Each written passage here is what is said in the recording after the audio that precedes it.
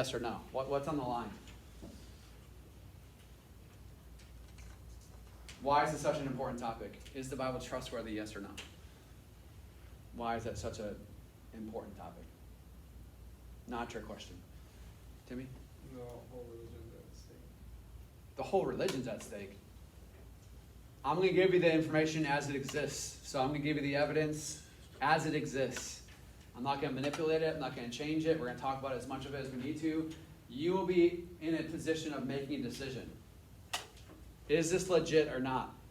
Can I put my confidence in the Bible, or is it sketchy?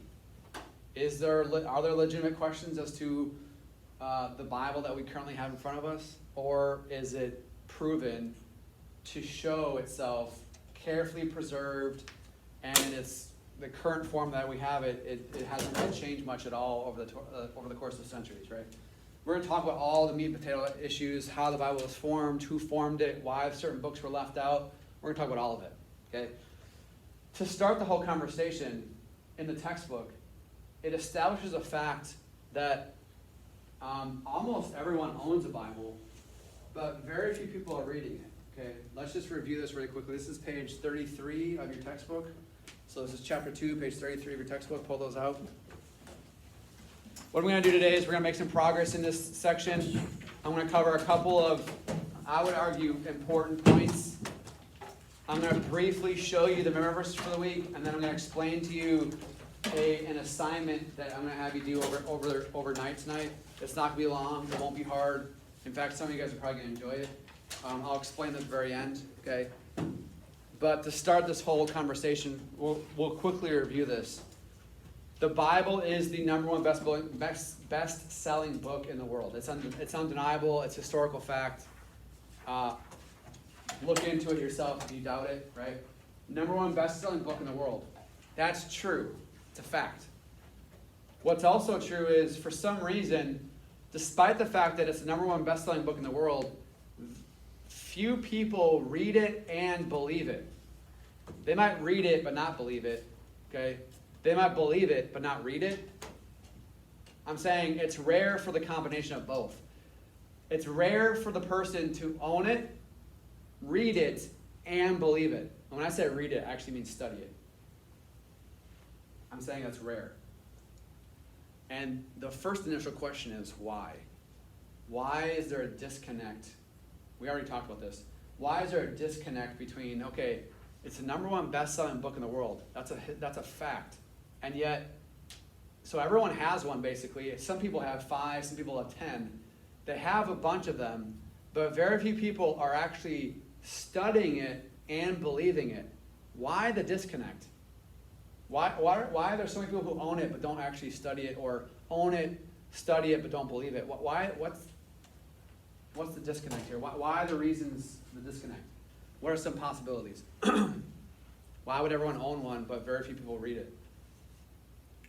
Ava? People find a lot of excuses to not read it, like being too busy, or people think of it as boring if they don't really understand it. Correct. And both classes have said those two things. So, everyone has said this up to this point. It's boring, and or there's excuses as to why not to read it. Now, we've talked about these different topics. I'm not going to, beat a dead horse here. I've talked about this stuff in the past. What I will say is there's no way around this, guys. You do this, I do this, we all do this. We make time. Like, we'll find time for what's most important to us.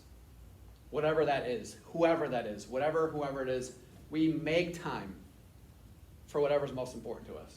Okay? It's a sport, a TV show, a game, a person, a boyfriend, a girlfriend, mom, dad, it doesn't matter. What you really enjoy, whatever you value the most, you will find time for, which in my mind kind of blows up the whole excuse. Well, I don't have time to pray. I don't have time to read the Bible. I don't have time to go to church. I don't buy that for a second. Doesn't matter who says that to me. My own family members have said it to me in the past. I say the same thing. I don't believe it. Right? I know that you spent 2 hours on Instagram last night. So you're telling me you don't have time to pray, you spent 2 hours on Instagram. I'm not going to go into the whole thing again. I've already talked about it, right?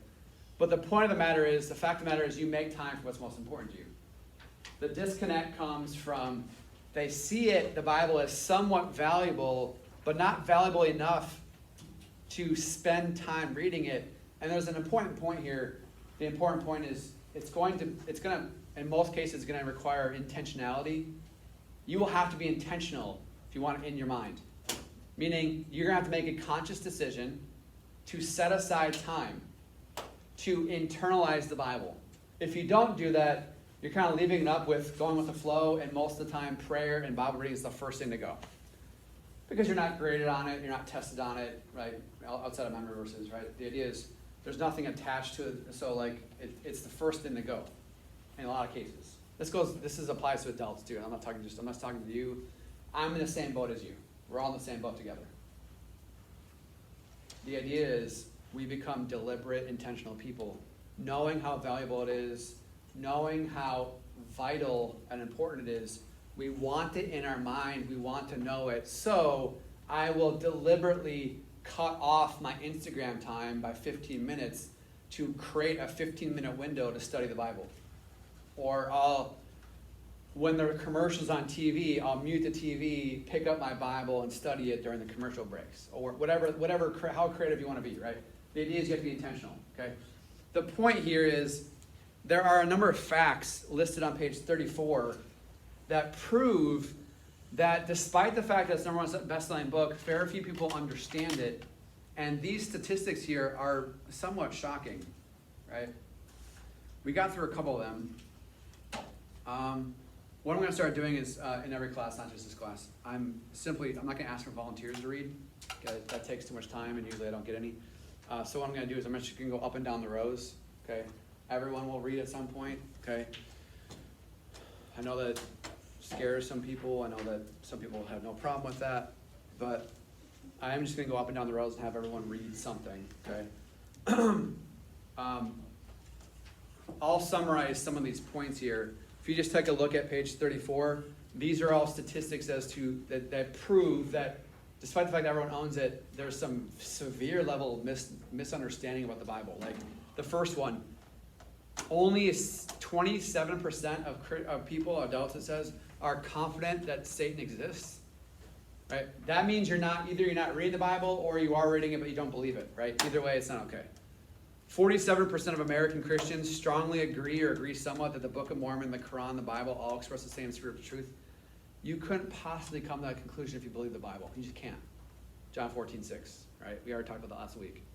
And yet, about 50%, half, of American Christians strongly agree to some level that Mormonism, Islam, and the Bible all teach essentially the same thing. That is a popular idea. That is not a true idea, right? So you go down the list here, 60% of Americans can't name 5 of the 10 commandments. That's half. 52% of young adults know it is false to say that Sodom and Gomorrah were married. Sodom and Gomorrah, what were they? City. They're cities, not people. The point is that half of people don't even know that. These are basic biblical facts, is the point. Basic biblical knowledge. Everyone owns one. Very few people understand it because they're not reading it. Why the disconnect? Excuses, idolatry, laziness, don't like to read. There's a bunch of things, right? So we're establishing the fact that it exists. Moving from that point, if you do a study on the Bible from historical perspectives, as we're going to do today, you're going to find out that if you currently think the Bible is boring, I don't know if you do, if you think the Bible is outdated, if you see it as antiquated and just not relevant, there'd be a lot of people of historic, influential nature who would disagree with you strongly. What am I talking about? Let's start with section 2 here, the influence of the Bible. Okay, this is page 35. We're not going to read all these bullet points, but every single one of these individuals, okay, is a influential person from history. And let's hear what they have to say about the Bible. I think this is pretty fascinating. I think there's some weight here. I think there's something to this. So on page 35, I'm going to start over here. Do you have a textbook? I read your book. What's that? I read your book. If you open this to page 35, can you read the first bullet point? You want me to start it off, Mr.? Yeah, Darren, you can start it off. Thanks, man. John Jay, the first Chief Justice of the Supreme Court, called the Bible the best book in total scholars. Do not, is it omit? Yep. Omit reading in it daily. In it you will find the best ruler for your conduct in his life, and the most elevated hopes for future. Yeah, it's an old way of saying future. Hopes for the future. So here you have again, what I want you to know is these aren't just random guys off the street. These are influential people from their era. Yes, they're older. I understand that most, if not all, these individuals aren't currently alive. The point here is, if you currently view the Bible as boring, dull, a fairy tale, there's a long line of historical figures who would strongly disagree with you. That in of itself doesn't prove anything, right? It's your opinion versus their opinion. The point, though, is if you currently view it as lame, a lot of people would strongly argue your point. Starting with the first Chief Justice of the Supreme Court, essentially saying the Bible is the best book, right? I'm paraphrasing this. If you do not read it, it says do not omit reading it, you should read it every single day. In the Bible, you'll find the best rules for how to live life. First Chief Justice of the United States Supreme Court. That's a highly respected position, okay? Does this prove anything beyond a shadow of a doubt? No. My point is, watch the language here by very significant people in society over the course of history. I think you add all these together, there's some weight to this here. Why would all these people have such a high view of the Bible if it's a bunch of fairy tales? Okay? That's where we're starting this conversation, okay? The next one, back to you, Logan. Bottom on page 35, Samuel Adams. Samuel Adams, founding father of Massachusetts governor, the rights of colonists and Christians may be best understood by reading and carefully studying the institutes of great law giver and head of Christian church, which are to be found clearly written and promulgated in the New Testament. So to summarize that, okay, some of this is older language, so it can be harder to understand. He's essentially saying that the source of our rights come from the Bible, right? The rights of colonists as Christians may be best understood by reading and carefully studying the institutes of God, is what he's saying. So you have early in this country a founding father, a governor, again, not just a random person, someone who's smart, someone who's learned, someone who's intellectual, someone who has power, okay, is openly saying that the Bible should play an active role in how you choose to live. I'm summarizing it. But that's not coming from a Christian pastor. That's coming from a secular founding father. Now, you might be a Christian, but the idea is it's coming from a governor, right? Let's keep going on this. If you turn the page on page 36, this next one's also pretty impressive. Sharon? Noah Webster authored the famous dictionary, All the Miseries and Evils which Men Suffer from Vice, Crime, Ambition, Injustice, Oppression, Slavery, and War Pursued from them, despising and neglecting the precepts contained in the Bible. Noah Webster, this is the guy who founded or started the Webster's Dictionary, the most trusted dictionary in the land, if not the world, okay? He is saying essentially everything wrong with our society, okay, all the evils and all the pain and suffering is a direct result of people rejecting biblical teaching. Which we've already talked about this. We've already talked about this in our context. He's simply saying we've already said it before. This is not a Christian pastor back in the day. This is the founder of the Webster's Dictionary, a hugely influential figure in his generation, okay?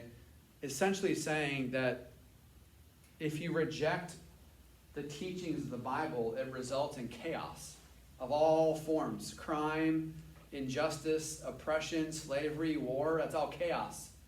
Chaos results when you reject and or disbelieve the Bible's teachings. You think that's a coincidence?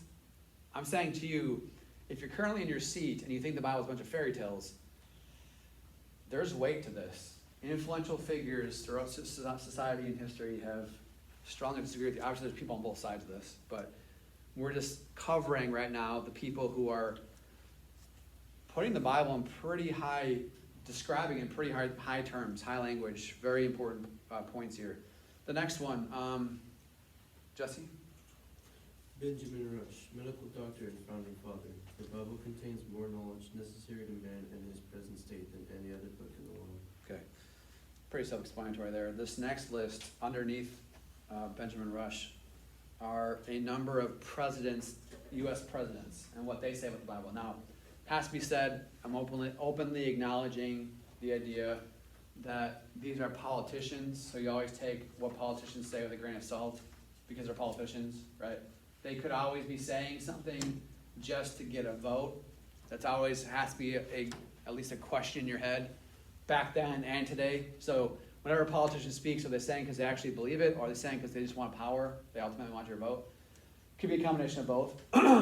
I'm just saying that as a way of acknowledging the fact that as we read these presidents, what they say about the Bible, I'm acknowledging the fact that they might be saying it just to get support, but if you understand the historical context of each one of these individuals, like John Adams and Abraham Lincoln and even the Roosevelts, to say that they're getting something from saying this about the Bible could be definitely debated. Meaning, you know, they may not be saying this for political points, because in most cases, to say these things about the Bible doesn't get you more popular in most circles. Okay. I'm just saying, let's pay attention to what they're saying. I'm acknowledging the fact that they may just be saying this for political power, but I would say that's arguable. It's debatable at best. So they could very well be saying this because this is exactly what they believe. Okay, let's read some of these. I'll read the first one, John Adams. Which president is John Adams? Darian? Oh, which What number? which person? What number? I think you had it I right. think you like, 3 or 4. Oh, I thought you had a 2 up. Yeah, it's close, 2. Second president after George Washington, he was the second president. Second president ever. The Bible is the best book in the world. John Adams. His son, John Quincy Adams. Timmy, can you read that? No book in the world deserves to be so unseasonably studied and so profoundly meditated upon as the Bible. Okay. I happen to completely and wholeheartedly agree with that statement. This is why we have this particular approach. Obviously last year is Gospel of John, this year is with member verses, to pick it apart, to examine it, to make observations, to think about it. That's all, that whole approach is what he's describing here, unceasingly studied, profoundly meditated upon. It's the idea of going deep, thinking about it, wrestling with it, understanding it to the best possible ability, okay? Not just reading it quickly and moving on, right, to feed off of it. He's acknowledging that. Abraham Lincoln, maybe the most popular, well-known, maybe perhaps the best president of our country in its history. What did he have to say here? Chris? The Bible is the best gift God has given to men. All the good the Savior gave to the world is communicated through this book. Before we could not know right from wrong. That's pretty strong language. So if you're, again, one of the points here is, if you currently think the Bible is boring, you have a long list of historical figures who would strongly disagree with you. The Bible is the best gift God has given to men. I mean, there's a lot of things God's given to men, right? Life itself, creation around us. He's saying the Bible is the best, right? That's high language, right? Theodore Roosevelt. Sam? The teachings of the Bible are so interwoven and entwined with our whole civic and social life that it would be literally, I do not mean figuratively, I mean literally, impossible for us to figure to ourselves what the life would be if these teachings were removed. Very, very strong language. Again, I'm saying, could they all be making this up just to get political points? It's possible. But odds are, these, especially if you know like the context of Abraham Lincoln's life, That dude was under attack left and right. I mean, he probably isn't getting points by saying this about the Bible. You could probably say that about every single one of these individuals here. What are they gaining from saying this, right? If anything, they're speaking to a minority of people, probably. So they're pleasing the minority, but that would not be getting the majority of people, right? That would contribute to the idea that they're saying this stuff because they actually believe it, okay? The teachings of the Bible are so entwined with our whole civic life and social life, right?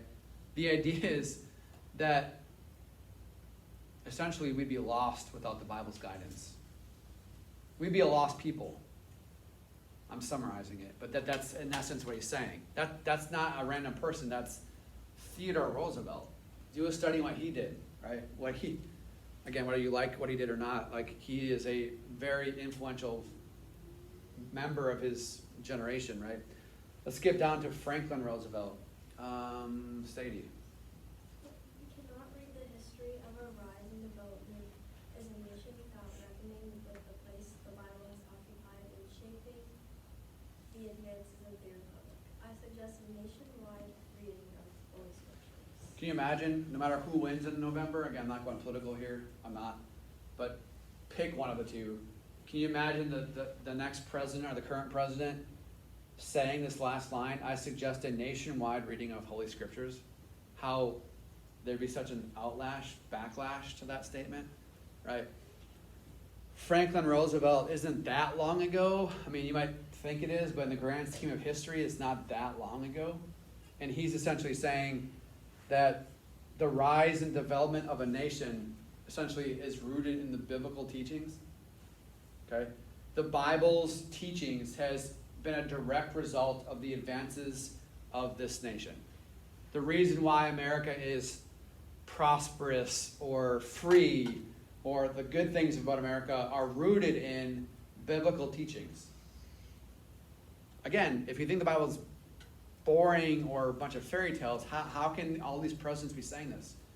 Could they be making it up? Yeah, they could be making it up. They don't actually believe this? Okay. What are they getting out of this? Not much, if anything. Okay. Harry Truman, next one. Carrie, thank you. The fundamental basis of this nation's law was given to Moses on the Mount. The fundamental basis of our Bill of Rights comes from the teachings which we get from Exodus and St. Matthew, from Isaiah and St. Paul. I don't think we emphasize that enough these days. Harry Truman, if you don't know, was the president towards the end of the Second World War. What dates, what years are those? When did the Second World War end? I'm just curious if you know this. Do you ever study this in history class? Maybe not, maybe you haven't.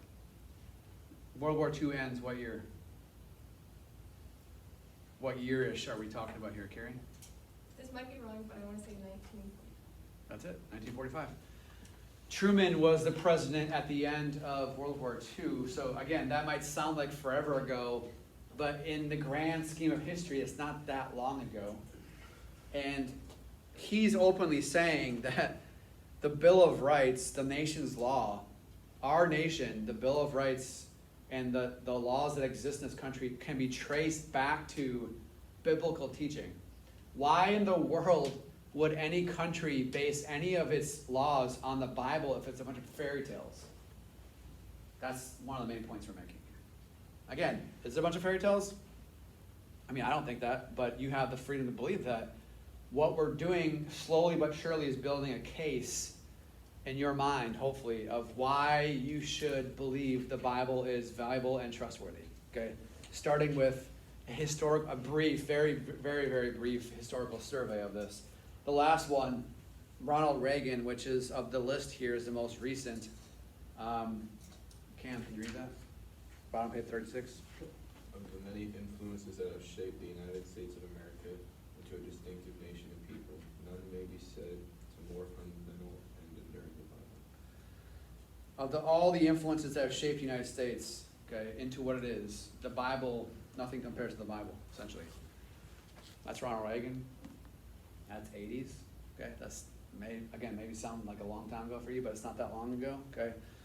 The point here is, again, you have all these politicians saying very high things about the Bible, if you currently think the Bible is boring and useless, you'd have a long line of people who would disagree with you. Obviously, you'd have people who agree with you, but I'm trying to get you to see one side of this right now. There are people throughout history, a number of influential people who hold the Bible in high regard. Let's keep going on this. The next page, page 37, there's a list of 4 things. We're not going to get through all these here, but I do want to talk about the first 2. This list is a conversation about reasons, or essentially reasons, why you should take the Bible seriously. Okay? If you don't currently. And if you do, these will hopefully just add confidence to your already existing confidence on why the Bible should be taken seriously. The first one, Ava, can you read that? Number 1. The Bible is a part of world literature. In Bartlett's Book of Quotations, there are more quotations from the Bible than from any other source. Even atheist Richard Dawkins, who abhors the Bible as a source of morality, wrote a startling editorial proclaiming that all children should read the Bible. Dawkins said, "A native speaker of English who has never read a word of the King James Bible is verging on the barbarian." Thank you very much. A couple of points here. First off, has anyone heard of the book Bartlett's Quote of Quotations? Bartlett's Book of Quotations. Anyone heard of that book? It's an actual book. It's maybe not as famous as it used to be, but it's actually a book full of quotations from all segments of society. Right? You can look it up. I'm sure you can check it out at the library. A library is a place where they have a bunch of books, and you go and actually read. Has anyone been one? Anyone know what I'm talking about? A library? I'm joking. The library, I'm sure, has this, but it's actually a huge book full of quotations. Some people, if you like quotations, you like quotes, you can check it out. There's a lot of interesting quotes from a bunch of different people, right? This is saying that the most quoted book in that huge book of quotations is the Bible, that there's more quotes from the Bible than any other book. Does that prove anything in and of itself? No, but it's interesting that the world's most famous book of quotations has more quotes from the Bible than any other book. Is that a coincidence? Probably not. Next, this mention of Richard Dawkins. Who's heard of that name? Richard Dawkins, who knows anything about him? Did we talk about him at all last year as freshmen? I don't think we did. Richard Dawkins, who knows anything about him? Oh. Hold that thought. Someone's in trouble. Miss Reeson's room. All right.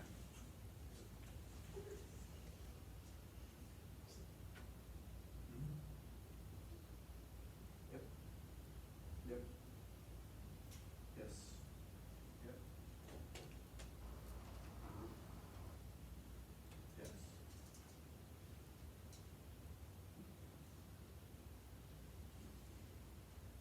You got it. Thank you. That was a long message. See if I can remember it all. The entire front row, Chris and Alex Blair, that was Miss Gibbs. She said that you cannot finish the test 7th period today, but you'll finish it in class tomorrow. Wait, Okay, that- that's lovely, that's amazing. Hold on, I'm question. down. That's huge. Just the first, everyone in the first row, Chris and Alex, those are the only names I was Did she given. mention my name? We'll probably. So should I go and talk to her real quick? Can. No, right. No, I only have one question. I mean, I have an excuse as to why I missed it. Finish up our last thought and she Do my chemistry then. Yeah, so do you think it implies me? She would have said your name. Alex, I Probably forgot it's about easy. chemistry. Okay. Just kidding. Well, I'll just go ask her after the class. What happened in Miss Gibbs' class? We're You did taking it. a Test. She's giving us 2 days to take like this test that has a lot of essays on it. And I had a situation as to why I had to leave the class, and she told me I couldn't make it up, and then told me I could. And now it's kind of also a mess. She gave us like 2 to 3 Yeah, she days told me to to come back during do the 7th test, period and still take have it, and now she, no. I'm just a messenger. So if you heard my name, anyone in the front row, all 4 of you in the front row, and then Chris and Alex, those are the names she specifically gave me. She said you'll be finishing the test in class tomorrow. That would make things easier for me. Good. Same here. I gotta. Um,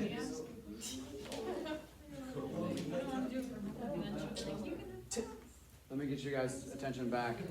We're almost done with this conversation for today.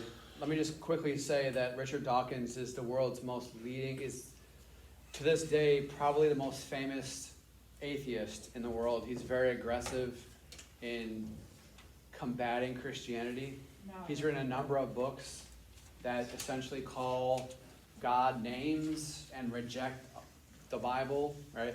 Despite the fact that that's true, he's also on record as saying this quote: a native speaker of English who has never read a word of the King James Bible is verging on the barbarian. Barbarian is a loaded word meaning outdated, behind the times, ignorant, all that's built into that idea. And so what is he saying? He's attributing some level of value to the Bible even though he doesn't believe it. And the simple point is, number one, the first point is the Bible is part of world literature. Even people who don't believe in its message still hold it in somewhat high regard. So to take the stance that it's completely useless, to take the stance that it's completely boring and like not worth your time, not even the world's leading atheists would say that. It's interesting. The next point is the last point we're going to study today, and I think it's probably the most powerful point on here. Where are we at? Alex Blair, can you read this? Number 2. Number 2. The Bible changed Western civilization. Alvin Schmidt, How Christianity Changed the World, says the Bible's moral guidance influenced everything, including the abomination of slavery, the banning of child molestation, freedom and dignity for women, the formation of hospitals and schools, the securing of liberty and justice for all, the advance of science, the development of great art and architecture, and the sanctity of human life. Okay, super important point. The point is that, and we could, I'm not going to do this, but you could theoretically do this. You could take this entire list and do a deep dive in every single one of these. What you're going to find is that the Bible had a great amount of influence on every single every one of these things on this list. So if you look at this list, starting with the abolition of slavery, do a study of this from the Civil War era.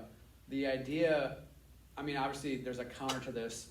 Why was slavery established in this country in the first place? I get it.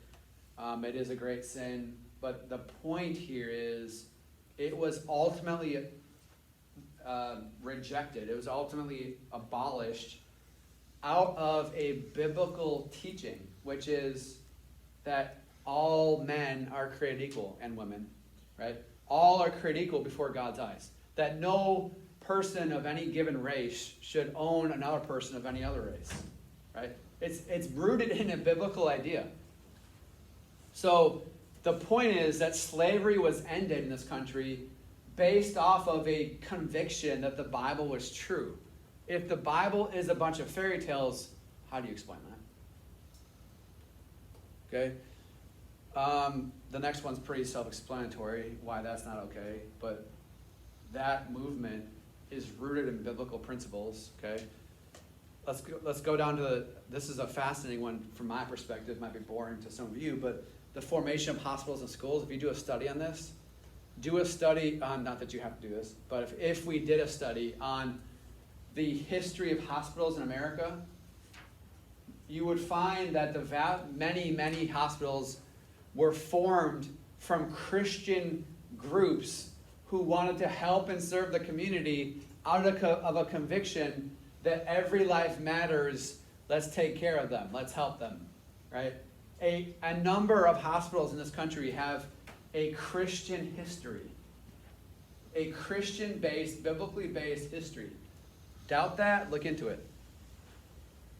I'm not saying every single hospital in America is rooted in a Christian basis. I am saying that most of them are. Not every single hospital, but many hospitals in this country were founded out of a Christian teaching with a Christian biblically based conviction. Okay? Same with schools, by the way. If you do a study on the development of public schools over history, right, most schools in this country were founded with biblical principles over the course of years, decades, centuries. It has slowly just rejected all that. But it started off with Christian education. That was the history of schools in this country. Advancing liberty and justice for all, freedom and dignity for women in this country.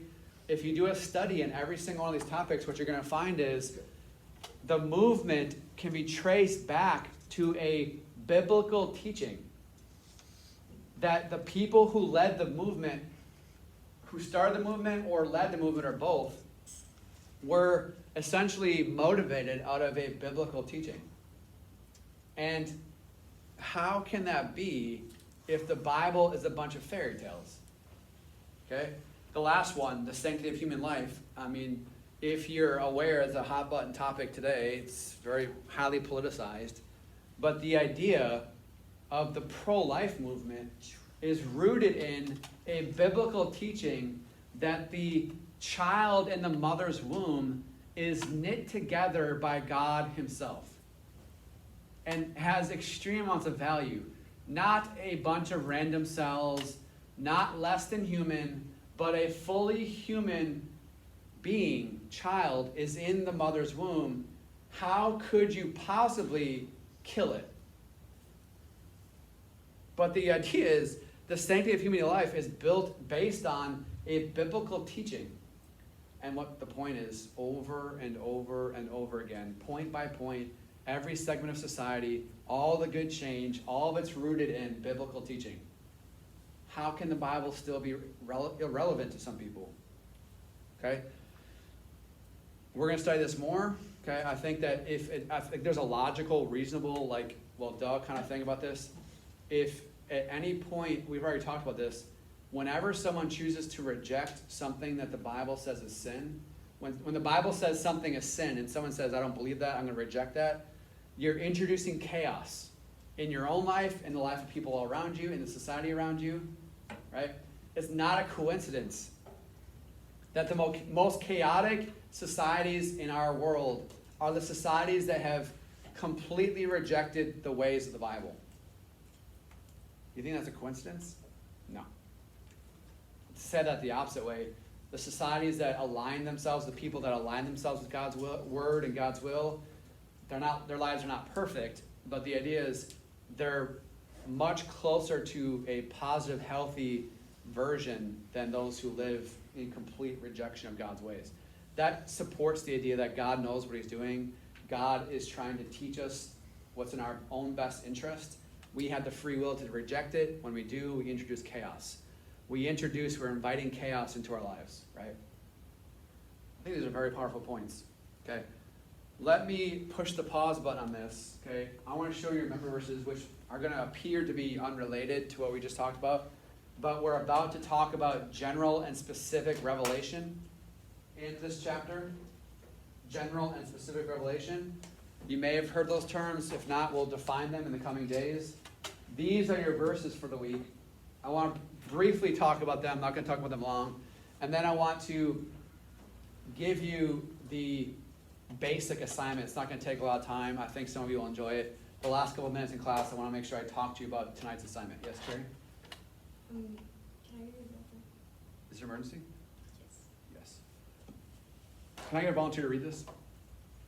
Actually, who's next in line? Eliza, can you read this? The heavens declare the glory of God, the skies proclaim the work of his hands. Day after day they pour forth speech, night after night they reveal knowledge. Okay. There's a lot to say about this. I'm going to just summarize it as quickly and yet as deeply as I can. God is constantly trying to communicate with you. I don't know if you realize this or not.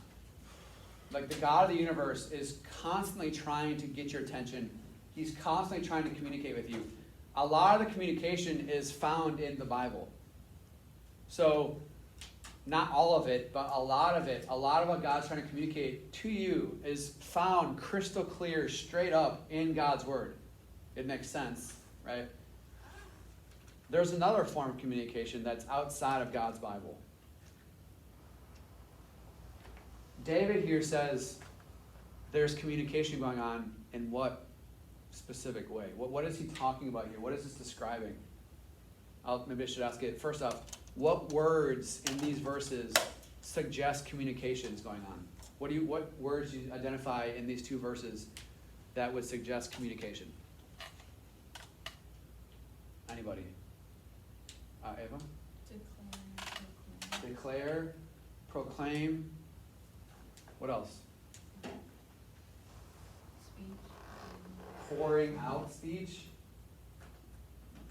The goal here, the picture here is David's painting a picture of creation. That God does not only speak in his word or through his word. If you haven't realized this yet, and this makes sense if you think about it logically, if God really did create the world, if he really is the one responsible for everything we see, it would make sense that he tried to get our attention through his creation alone, right? And David is saying this. David is like the girl from the I Still Believe movie, where she's like overwhelmed with the idea that the God of a trillion galaxies knows my name. You hear her voice, you can see in her face, you can observe her actions. She's just in awe of who God is. That's kind of David here. David is saying the heavens, the skies, same words, or same idea, different word. Can someone get carried in the hallway? The idea here, guys, is that creation itself is trying to communicate to you. What could a sunset, a sunrise, the nighttime sky, the sun, the moon, the stars, what could any of that communicate to you? Because that's exactly what David's saying. It's trying to communicate to you. What is it trying to communicate?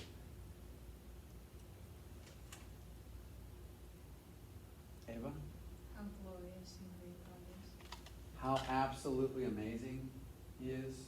The glory of God. That this word is a heavy word. There's a lot of ideas packed into this one word. Power, creativity, right? Knowledge. If you take a look at the sunset, if you take a look at the sunrise, if you go outside at night and you just look around and you are convinced that God made it all, you can't help but be at least a little bit awe-inspired, if not a lot. And David is saying, essentially, that that's not a mistake, that that's intentionally happening. Like the nighttime sky, the sunrise, the sunset, pick anywhere in nature, they're openly declaring how powerful God is. And yet we miss this all the time. Because we're so busy. I mean, again, we talk about this all the time. We're busy, we get it. The point is, we all have to come to a point where we can slow down at least a little bit and take in this, because God has set it up to where his creation itself is trying to tell you, not audibly, but with your eyes, you're seeing just how utterly amazing creation is all around you. That's not a coincidence. God's trying to communicate. And it's a lot of communication. These words here are not secret. They're not silent. And they're not like secrets, I should say. These words, if you're declaring something to somebody else, you're not like whispering in their ear. You're like usually saying it boldly. You're saying it out loud. Declaring, same with proclaim, that he is very creative, that he has extreme amounts of power, okay? Day after day it's happening, every single day. It's not just happening once every blue moon. It's literally every day. They pour out speech. It's the idea that it's like an overflow. It's not a little bit. It's not dripping. This is a lot of communication. It's an overwhelming communication if you're paying attention to it. Look at a sunset if it's not cloudy, right? Look at it, take it in. God's trying to communicate to you, I have extreme amounts of power. I am extremely creative, right? I have all ability. These are things that he's trying to teach us through creation itself, okay? This is an example of general revelation, which we'll talk about in the coming days. These are your verses for the week, okay? The quiz in this class will be on Thursday. Let me briefly, with the last 2 minutes, explain the assignment. The assignment is due tomorrow. It won't take a lot of time. I think some of you will enjoy it. The assignment is simple. find, this is related to the list we just got done talking about from all the politicians, all the influential figures. The assignment is to find 3 celebrities today or in recent history. Celebrities in somewhat recent history or are today's celebrities that are saying anything about the Bible. Who is saying what about the Bible specifically, not God, the Bible? So look up celebrities, find out what celebrities, influential people in today's world are saying about the Bible, just 3 of them. What I need from you is the name of the celebrity and give me the exact quote. The whole thing, however long or short it is. It could be an actress, an actor, a musician, an athlete, a politician, anyone with influence. What we're going to do is we're going to gather these together. I want you to hear what today's celebrities are saying with the Bible. It could be positive or negative. It could be either one. You can type it, you can email it, you can write it out. Doesn't matter to me. Yes, Timmy? So we can turn it in on campus. It's not set up yet. I'll work on that next hour. So you can you can submit it on Canvas if you want. Tomorrow we're going to go through them. I want you to hear what celebrities today are saying, influencers are saying about today. It can be positive or negative. So we'll read both. So if we bring it to school and don't turn it on Canvas, it's still unapproved? Yes, correct. Okay. Yeah, you can turn it either way. Yeah. Yeah, it's 3. Just give me 3 celebrities. All you gotta do is Google it. Find 3 celebrities that are saying something about the Bible. It could be negative, it could be positive, and we'll read them in class. Kim, Oh. Kanye. Riley and Cece are both up for athlete of the week this week. Yes. Riley is like in the lead like right now. I'm losing to some guy at Cypress right now, so Yeah, I'm go. going to Costa Rica. Let's go. She's like in second by